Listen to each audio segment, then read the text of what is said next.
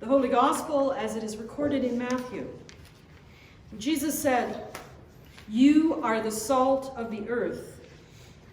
But what if salt were to lose its flavor? How could you restore it? It would be fit for nothing but to be thrown out and trampled underfoot. You are the light of the world. You don't build a city on a hill, then try to hide it, do you? You don't light a lamp and put it under a bushel basket. No, you set it on a stand where it gives light to all the house. In the same way, your light must shine before others so that they may see your good acts and give praise to your Abba God in heaven." The Gospel of Christ. Please be seated. So as I said, this is indeed Annual Meeting Sunday. And it's kind of apropos that in the last 10 days or so, I've had two interesting conversations with folks who aren't part of our congregation about our congregation. One of them was while I was visiting someone in the hospital, and the other one was at our movie matinee last week. And both conversations were with people who, as I said, aren't part of our congregation, but there were congregational members, and I could kind of feel their ears perk up at the question that was being asked. So the question was the same in both conversations, and that is, what do you mean when you say that you are a progressive Christian? Well, these kinds of conversations don't lend themselves well to long theological conversations, right? So as I was standing there considering what short answer I might give, at the movie matinee, one person said to me, "Is it the gay thing?" And I thought, no. Yes. And then I explained a little. I said, you know, as Lutherans, we come from a long line of tradition that talks about grace. And so the gay thing, as you put it, it was kind of a natural evolution in the Lutheran Church, so that we are an inclusive church that celebrates the diversity of all of creation and encourages people to live into the fullness of who they are created to be, was a natural evolution in the Lutheran Church. And indeed, the Lutheran Church in both Canada and the United States and in many European countries is a fully inclusive church. So the progressive part isn't necessarily about the inclusivity piece, and yet you cannot be a progressive Christian and not be inclusive of the wonderful diversity of creation. So yes and no. I said, but actually I'm not going to tell you what I said in my short answer until after I hear from you. How would you respond to that question? What do you mean by progressive Christian or progressive Christianity? What do you mean by it? Doug? In one of the adult education classes, I think you presented kind of three categories, and I can remember two of them. Good scholarship. I can't remember two. I had the second one, but scholarship, not feeling that the Bible was factually correct, inerrant in all ways, and I can't remember the third. But those three categories, when it was presented, I thought, well, that's a pretty good, quick summary. Okay. Anyone else? I think it's using a new perspective, like looking at the Bible's teachings with a new perspective. Mm-hmm. Anyone else? A very big and broad understanding of who, what, and where God is. Mm-hmm.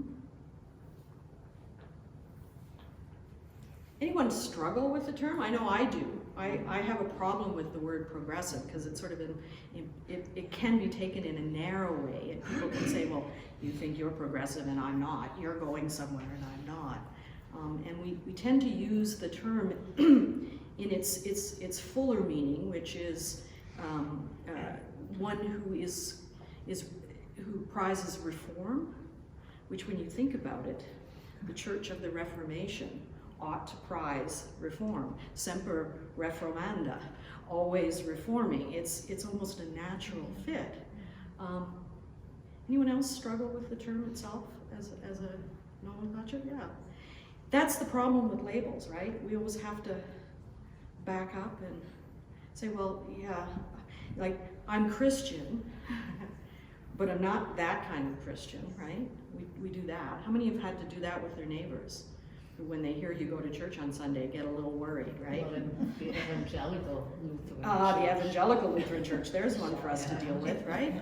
Yeah, we're evangelical, but we're the good news people. We're not the ones who are about, you know, the sort of right-wing fundamentalist kind. Anybody else struggle with the? So one of the things that happened in the 20th and the 21st century is people started going by many labels. I remember when I first arrived at seminary, we wanted to suss people out and figure out where everybody was, and so we needed to label people. And I remember somebody asking me this I think we were in a pub, Eric, I can't really remember. Best conversations happening. Yes, we were drinking anyway. It could have been at our house, because we did a lot of that at our house. But someone said, well, what are you? And I said, well, I'm a radical, conservative, feminist, Christian. And it was like, well, you can't be all those things. You can't be a radical and conservative. And so what is a radical? Anybody know the real meaning of the word radical? One who goes to the root of the problem. Exactly. One who goes back to the roots. What is a conservative? Small c conservative. Stays at the roots. Actually, no. A conservative is one who moves slowly, Oh, that's right? And deliberately, with huge intention, and prizes the tradition, right? Treasures the tradition. I think our labels fail us in the same way that our names for God fail us. Like it can't possibly encompass everything that we are. But that name, that label, has been adopted by many Christian churches as a kind of a movement within other denominations, because the idea is not that we create a new progressive denomination, absolutely not, but rather that we work within our own denomination to be constantly reforming, to be constantly reevaluating and looking at those things that we always thought were absolutely true. And why do we think that way? And so you mentioned good scholarship. Good scholarship is a real sort of tradition in the Lutheran Church. Martin Luther was a scholar. And it's one of the reasons why our clergy have to have not 1 degree, but 2 degrees in our tradition. You have to be an academic. Well, it's changing. We're getting there where we don't have to be an academic, and we're trying to find new ways of empowering people to lead congregations. But scholarship has always been a hallmark of the Lutheran tradition. It's also good scholarship is a hallmark of the progressive movement, with a catch. The idea is that it's not just good scholarship for the hierarchy, but that we share that good news with everyone, and we all participate in that scholarship. So one of the things that I looked at when I was trying to decide what to do today was this notion of progressive Christian, because as we're reaching out to people outside and they're coming in, they want to know what we mean by progressive, right? Are you a bunch of left-wing radicals? I'm looking around here. Yeah, pretty much. I think most of us wear that with pride. We have people who are more conservative in our midst, but yeah, we tend politically to be for full inclusion. and for social justice. So what I thought I'd do is, rather than get hung up on the labels, there's an organization that in the United States that called Progressive Christianity, and I'm one of their contributing authors. And a number of years ago, they created the 8 points of progressive Christianity. So it's like, you might be a progressive Christian if, you know, some of these 8 points. Now, I printed a revised version of that because, and I'll get to my answer, my short answer to this question. But the reason I adjusted, they have recently updated their 8 points of progressive Christianity. And one of the things that I noticed in their 8 points is that it has a distinctly American flavor. And so I did some revision work on this for a more Canadian congregation. And the reason that I suggest that it has a more American flavor is, even in the Lutheran Church in the United States, it's all about Jesus. Everything is about Jesus. And that's a distinctly culturally American kind of Christianity. It's all about Jesus. Very little about the divine mystery or God. It's all about Jesus. And in their 8 points, God is rarely mentioned. And so I thought, in a more Canadian context, and indeed in a more progressive Christian response, because you'll find this in the scholarship, for our context, God needs to be right up there at the beginning. And indeed, that was my short answer to these folks who asked me what I meant by progressive Christianity and what is one of the hallmarks of progressive Christianity. So I'm just going to read this. This isn't the answer I gave, but I've over the years become a little bit more succinct with this, but it's right up there at the front. Trust that the source of all. So by calling ourselves progressive Christians, we mean we are followers of Jesus. That's true. Followers of Jesus' way of being, who trust that the source of all is the love that we call God, in whom we live and move and have our being. We gather to nourish, ground, and sustain one another in our efforts to be love in the world. I believe that's true of most mainline denominations. That could be said of most mainline denominations. The way that it's said different in a progressive Christian community is we try to say it in ways that don't label God, because God is nameless. God is beyond our ability to imagine, beyond the beyond and beyond that also. And sometimes our names for God have trapped us. So that's right up there at the beginning. We believe that following the path of the teacher, Jesus, can lead to healing and wholeness, a mystical connection to God, as well as an awareness and experience of not only the sacred, but the oneness and the unity of all life.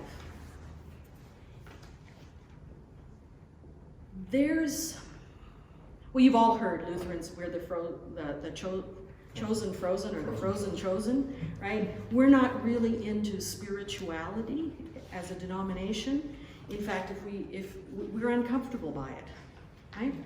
And that's fine. There's nothing wrong with being uncomfortable with people being, as they say, slain in the spirit, or having a spiritual experience, or doubting, is this a spiritual experience, or are you having some kind of emotional or psychological disturbance? That's kind of the first. I remember in seminary, if you claimed a spiritual experience, you were probably going to get processed within the first year, because you're probably not okay. Lutherans have always been fairly suspicious of the spiritual aspect of things. Within the progressive Christian movement, there is a desire for people not just to do the scholarship about the divine source of all reality, but to experience that divine source of all reality.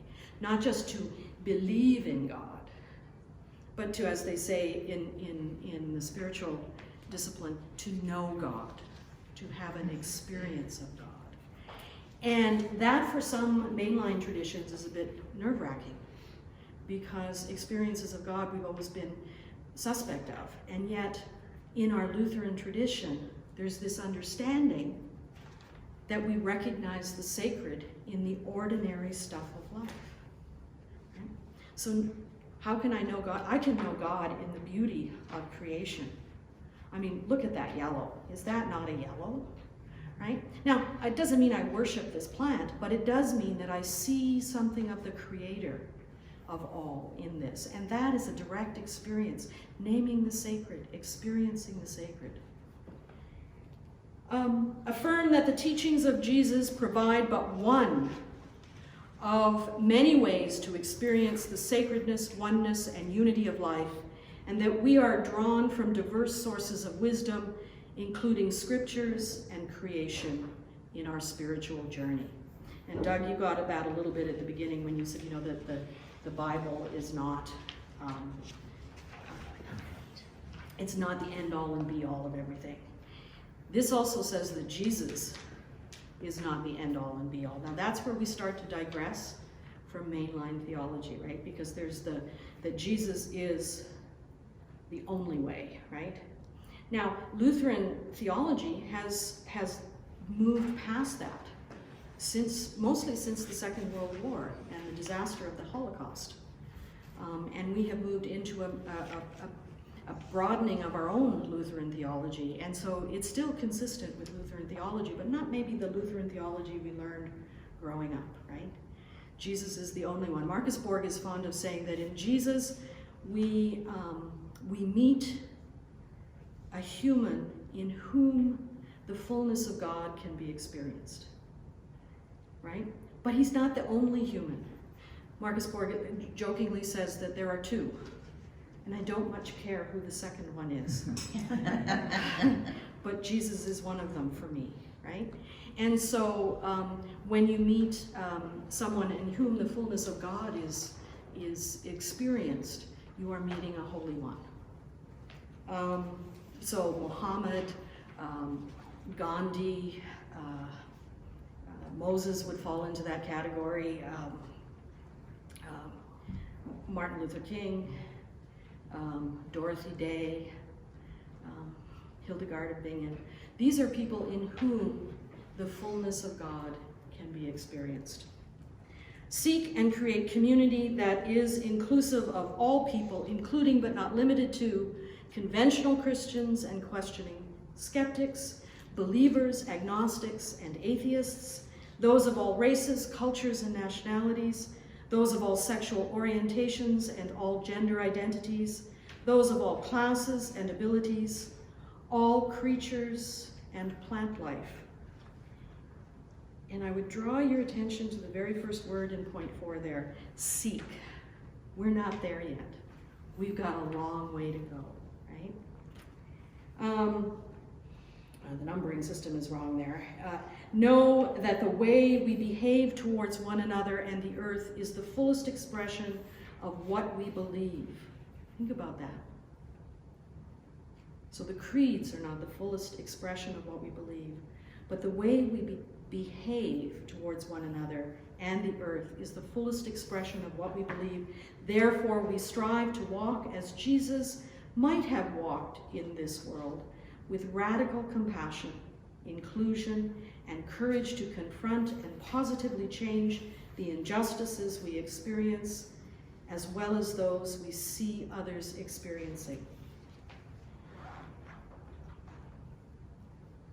Find grace in the search for understanding and believe there is more value in questioning with an open mind and an open heart than in absolutes or dogma.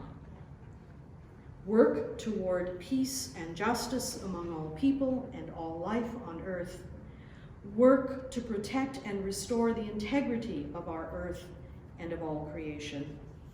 Commit to a path of lifelong learning, compassion, and selfless love on this journey toward a personally authentic and meaningful faith which embodies the love that is God.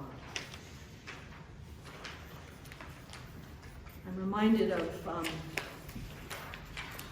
it's Cornel West, who says that justice is what love looks like in public. Justice is what love looks like in public. Where there is justice, there you find God. We sang about the kingdom of God, ushering in the reign of the divine. That is where justice is, right? And so this notion that we are on this journey, this attempt to seek this, we haven't arrived there yet. And we have others that we can work with in order to get there. And so when I responded to these folks, I responded with, first of all, this notion that God is so much bigger than any one religion, creed, or race can ever define.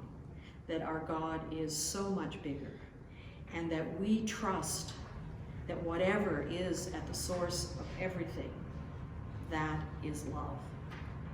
And that's how I responded to this. I encourage you to figure out how you might describe. You don't have to put the descriptor progressive in front of that, but what does it mean to you to be a Christian in the 21st century? This ain't our grandparents' world. And each one of us, like every generation that has gone before us, must wrestle with these questions. And I've told you before, my favorite biblical character is Jacob wrestling with God. We all wrestle with the divine in order that we might know the divine. What does Jacob want to know from that angel that he's wrestling with? What is your name? I want to know you. And so we gather as a community of folks who have experienced the divine as love and want to reflect that love into the world. And I believe that in the 21st century, this kind of responsibility to work with one another in community is transformative. And it's a kind of transformation that our world is hungry for. So may you always seek to be love.